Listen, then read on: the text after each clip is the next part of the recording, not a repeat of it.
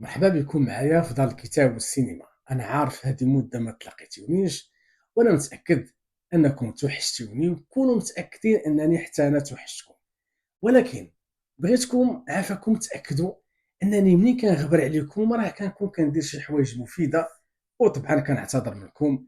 ويا ربي تكون عاوتاني هذه المره هذه هي الاخرى اللي غادي نبعد عليكم وداو معنا عافاكم.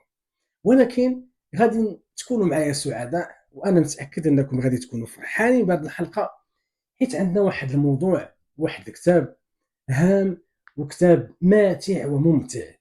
غنشوفوا الكتاب ديال راجي عناية. العنوان ديالو الهرم وسر قواه الخارقة. كتاب ماتع وممتع، خصوصا انه كيهضر على واحد الموضوع، على واحد البنية هندسية منذ آلاف السنين من تبنات إلى يوم الناس هذا، ما زال كتطرح أسئلة قبل كثر ما كتوفر من أجوبة. فمرحبا بكم.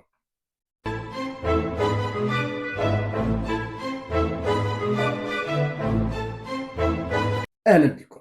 الكتاب ديال راجع عناية الهرم والسر قواه الخارقة كتاب بالزربة تقراه. الصفحات ديالو قليلة، واحد 141 صفحة، إلا أنه كتاب مليء بالألغاز والعجائب. بالنسبة للهرم، الهرم الكبير، هرم خوفو. أولا واحد الحاجة، الناس كلهم دابا في العالم تقريبا كله اللي واعيين واللي طلعوا كيعرفوا أن كل ما قيل على الأهرام كله خريطي وكله تخربيق، إما تضليل مقصود أو جهل مركب، ما كيناش شي حاجة أخرى. وبالعكس، هرم خوفو والأهرام أكبر دليل على أن كاين بزاف ديال الأخطاء في المقررات، وبزاف ديال المعارف تعطات لنا مقلوبة، إما مقصودة وإما عن جهل. مثلا كنا قرينا باش كنا صغار أن الأهرامات مقابر، وأن الهرم الكبير هرم خوفو مقبرة، في حين البنية الهندسية لحد الآن ما كنعرفوهاش كيفاش تبنات وعلاش تبنات. يستحيل تكون مقبره، ماشي هي هذه المقبره. زيد عليها، ما كاينيش القبوره، ما كاينيش المقابر في داخل الهرم، وعمر ما لقاو الكنوز. مهم جدا القضيه ديال الكنوز، حيت الكنوز كنعرفوا مصر القديمه كانوا كيدفنوا الملوك ديالهم اللي كيتسمى الفرعون، كيدفنوه بالذهب والحلي ديالو باش يلقاهم زعما في العالم الاخر. الكتاب زوين بزاف وكنصحكم تقراوه. علاش؟ جوج الحوايج. اولا، هذا الكتاب هذا انا كنعتبره بدايه ومقدمه ديال اي واحد باغي يعرف يتعرف على الاهرامات ومصر القديمه. هذه بدايه، ها الاول، بدايه زوينه. الثانيه، انه الكاتب كيذكر مراجع، كيذكر كتبه. هاد ال 145 صفحه اللي غادي تقراو كاينين مراجع، كاين مراجع مجهده على الهرم، ومراجع اللي ما كتكلمش بديك الطريقه الخاويه، ذاك الاسلوب الخريطي ديال انها كانت ان الهرم مشروع قومي، مشروع وطني، انه مقبره. لا لا لا لا، ابدا ابدا، بالعكس، الهرم شي حاجه اخرى. الهرم بالنسبه لهذا الكتاب هذا، الموضوع ديالو الاساسي هو الطاقه، هو المجال الطاقي ديال الهرم. الهرم اخواني خواتي، الطول ديالو واحد 100 130 متر. شحال هادي كان الطول ديالو 146 متر، لان ديك القمه ديالو مشات فتنقصت منه واحد 10 متر بسبب القمه مشات، وسبب كذلك ديك واحد بحال السماء كانت مغطياه كله من الجوانب الاربعه، وكان ملس. دابا داكشي مشى وكتشوف الاحجار. على ديك الاحجار، الهرم الاكبر فيه 2 مليون و300 الف حجره، المساحه ديالو واحد 12 فدان ونص تقريبا. وملي كان مشى ليه نابليون بونابرت، مشى دخل مصر، الحمله ديالو على مصر، دا معاه واحد المجموعه ديال الناس سميتهم لي سافون، العلماء، فيهم ناس ديال الرياضيات، ناس ديال الفيزياء، ناس ديال الكيمياء، كلشي. ودا معاه مكتبه. واحد الفرنسي ما بين الناس اللي مشاو لنابليون، مع نابليون دخل لمصر، دار واحد الحساب دقيق، وحد الان كلشي كيقول لك اودي داك الحساب صحيح، ديال 2 مليون و300 الف حجره، وكل حجره كتوزن ما بين 2 طن ونص، وكان حتى 15 طن واحجام مختلفه.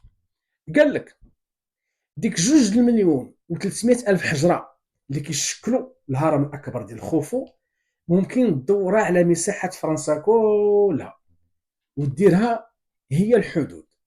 الكتاب كيجبد شي حوايج غريبه وعجيبه. خليني نعطيكم غير بعض العناوين والفصول ديال الكتاب. مثلا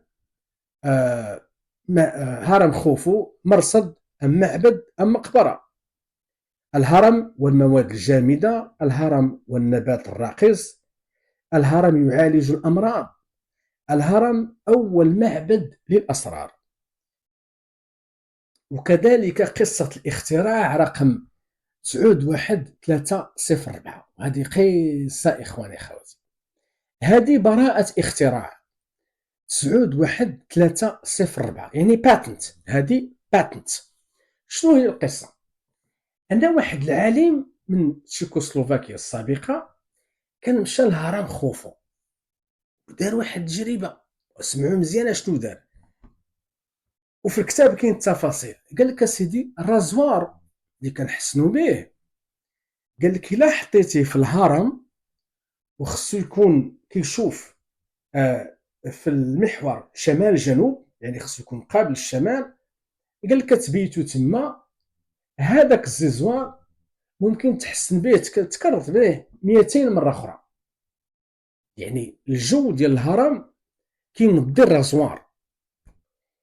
من الاكتشافات اللي غتكتشفوا في الكتاب، قال لك اسيدي ان الحيوانات اللي كانت كتدخل الهرم، وربما مازال، بحال القطوط بحال الكلاب، اللي كيدخلوا لداخل وما كيعرفوش يخرجوا، وإلا طرا انهم ماتوا لداخل، قال لك الجثه ديالهم ما كتخناش، ما كتدودش، بل بالعكس مع الوقت كتحنط، بحال دهنتيها بواحد الماده حافظه، ما كاين لا ريحه خايبه لا حتى شي حاجه. زيد عليها الكتاب كيقول لك حوايج اخرى، تيقول لك اسيدي الهرم الا حطيتي فيه المجوهرات والذهب والفضه، الا قديمين ولا اثرت عليهم العناصر والعوامل الطبيعيه، الا حطيتيهم في الهرم كيتعالجوا كيتقادوا وكيوليو عاوتاني صافيين. زيد عليها الهرم يساعد على طول العمر، والهرم كيداوي بزاف ديال الامراض، منها البروستاتا وامراض كثيره. وقال لك الهرم القضيه كاينه في الشكل ديالو الداخلي. الهرم انتم عارفين مثلث، واحد الشكل معين، 4 ديال الواجهات. والكتاب من خلال المراجع ديالو بطبيعه الحال، البحث اللي دار راجع عنايز، تيقول لك القصه في الشكل الداخلي ديال الهرم.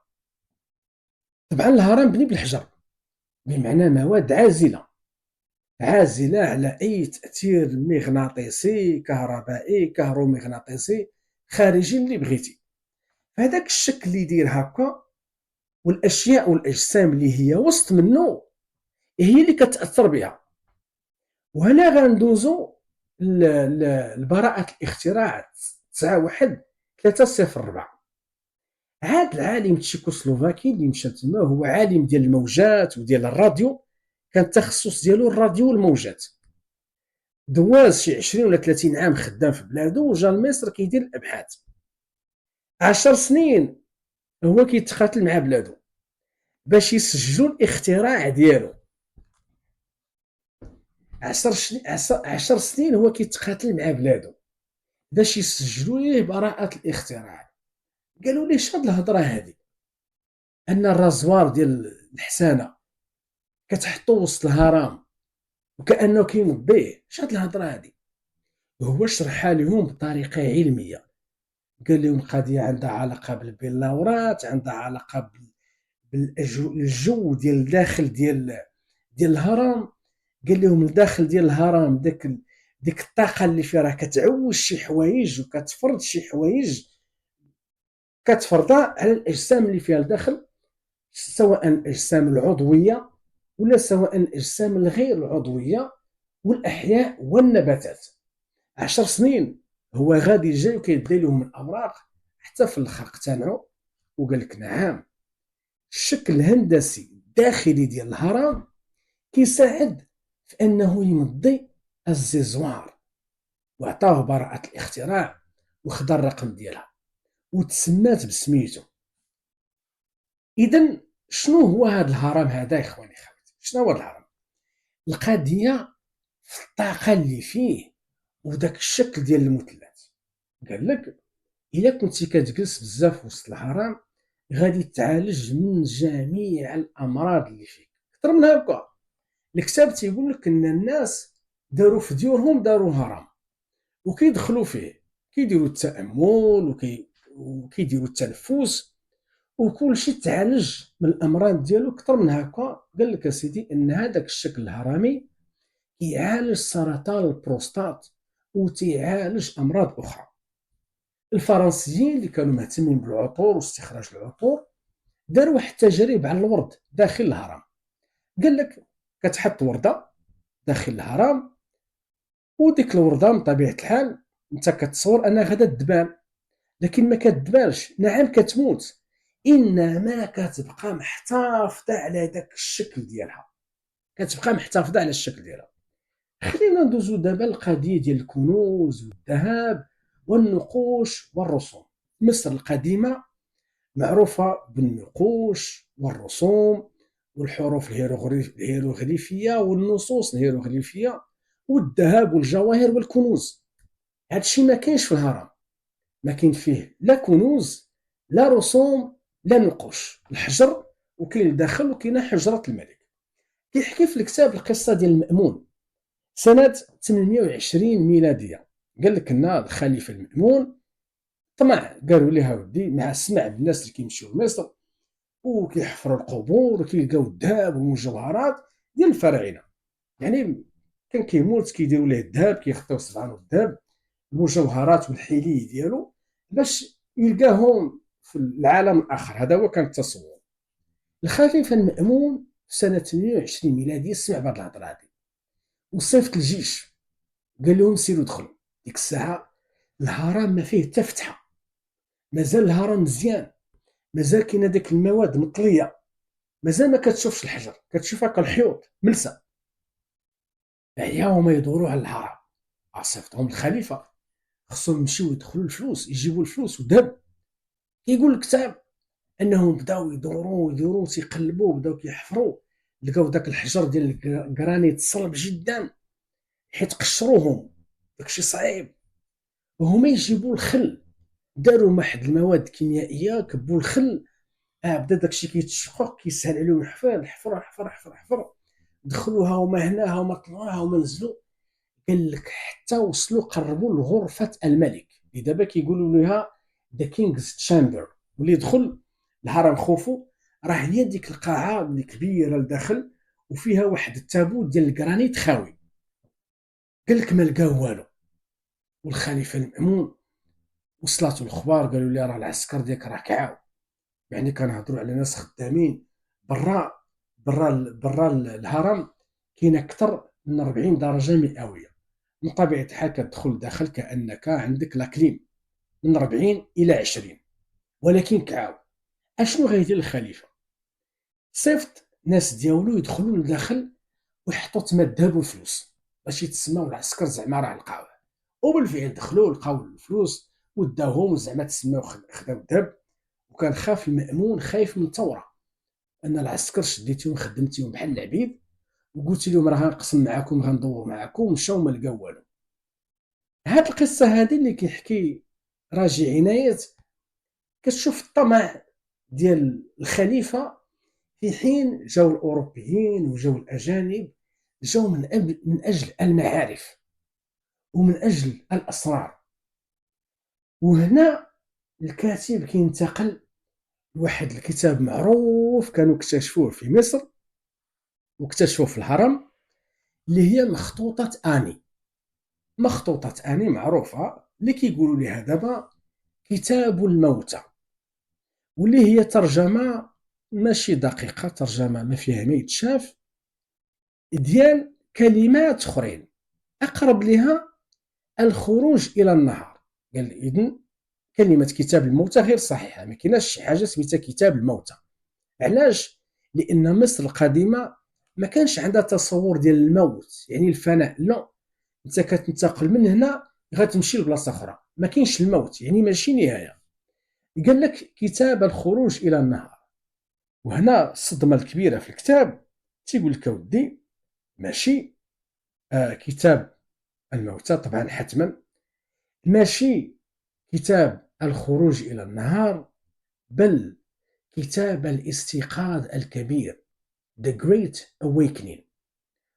والمصادر ديال الكاتب كتصحح هذه القضيه هذه. قال لك ان كتاب الموتى الموضوع ديالو هنا شنو قالوا لنا كتاب الموتى اللي كيتسمى كتاب الموتى، ان طقوس كنتعلموا طقوس مصر القديمه ديال الدفن والاستعداد للحياه الاخرى. ها شنو غادي يطرا ديال كذا والتحنيط وهذا وهذا وهذا. هو لا، كيقول لك في الحقيقه انه كتاب ديال الاستيقاظ الكبير، انك في الحقيقه ماشي انك الاستيقاظ الكبير علاش، انك الان غادي تلقى كنوز عظيمه، معارف جديده، غتلقى اسرار الكون وسر الاسرار. وكذلك من الناحيه المعرفيه انك غادي تلقى معارف واسرار لا تقدر بثمن. ان هذيك المعرفه زيد عليها في مصر القديمه، الا كان الهرم غنعتبروه معبد ديال المعابد ديال المعرفه، في مصر القديمه ملي كنقولوا معبد امون، معبد فلان، معبد فلان، فكانوا متخصصين في معارف وعلوم معينه. غتلقى معبد ديال الماط، معبد ديال الشيمي، معبد ديال الفيزيك، معبد ديال الهندسه. وكانوا بعضياتهم ما كانوش كيشاركوا، ما كاينش البارطاج، ما كيشاركوش المعارف، وكانوا غيورين على المعارف ديالهم كيحميوها بالاسرار ويحيطونها بالالغاز، وكيحاولوا يستعملوا ذاك الغوص. يعني هنا كاين واحد الغوص لو تستعملوا الجهه الاخرى ما غيديو ما غيجيبوا، فكانوا كيحتفظوا بيناتهم على الاسرار. فهنا وهنا كذلك كيتكلم عن الموضوع ديال الاكولت، ولا الاسرار الخفيه، ولا الاسوتيريك ليزوتيريزم، داك العلوم اللي كتكون عند واحد الفئه معينه. وانا عجبني بزاف من نتطرق لمخطوطه اني، وعطاها واحد الابعاد اخرى ما كايناش نهائيا، خصوصا اللي كيتكلم على كتاب الصحوه الكبرى. وتيقول لك ودي ان هذيك الطقوس غيتبعها الانسان للوصول الى اسرار الكون الخالده، والحقيقه في الحقيقه اللي هي حقيقه غائبه عن باقي البشر. اخيرا كنصحكم بزاف تقراو هذا الكتاب هذا، وقراو عافاكم من الغلاف الى الغلاف، غادي تستافدوا منه ايما استفاده، وغادي يغير لكم ديك النظرة الكلاسيكية السخيفة الغبية الفارغة من أي معنى وما عندها محتوى، أن الهرم ديال خوفو هو في الحقيقة مقبرة حتى واحد ما بقى تيثيق بها نهائيا، ما كتوكلش، ما لا معنى لها، والناس عاقوا بها. قراو عافاكم هذا الكتاب، كما قلت هو مقدمة زوينة لفهم حقيقة الهرم، وانا متاكد انه غادي يبدل لكم الرؤيه ديالكم ديال الهرم، وكنا غادي نوليو نعطيو اهتمام لشي حاجه سميتها الطاقه، الانرجي، كلشي طاقه. ونذكركم ان نيكولا تسلا كيقول ما يمكنش تفهم الكون الا ما فهمتيش خارج الذبذبات والطاقه من طبيعه الحال. كلشي طاقه، وهذه من طبيعه الحال هذا الكتاب هذا كيخليك تزيد تعطي القيمه لا مادي. الناس كيعطيو قيمه المادي، كتعطي قيمه لا مادي، وكتعرف ان الحياه هي خليط ديال المادي واللا مادي، ولعل الجزء الاعظم والاقوى اللي هو ديك الطاقه اللاماديه، وهي من طبيعه الحال هي اساس العقل واساس التفكير. الفكر ما عنده حتى علاقه بالماده، والعقل نشاط ما عنده حتى علاقه بالماده، هو كل نشاط طاقي. وهذا هو التركيز ديال الكتاب. واللي بغى يزيد يتوسع يمشي للمراجع المكتوبه اللي ذكرها الكتاب ويمشي يقراو. وبالمناسبه الكتاب راه موجود بي دي اف، موجود في الانترنت، وكنرجو لكم قراءه ممتعه وماتعه. وانا متاكد ان اللي غيقرا هذا الكتاب هذا غادي يشكرني. وانا كنشكركم على المتابعه. الى الحلقه القادمه من حلقات دار السينما والكتاب.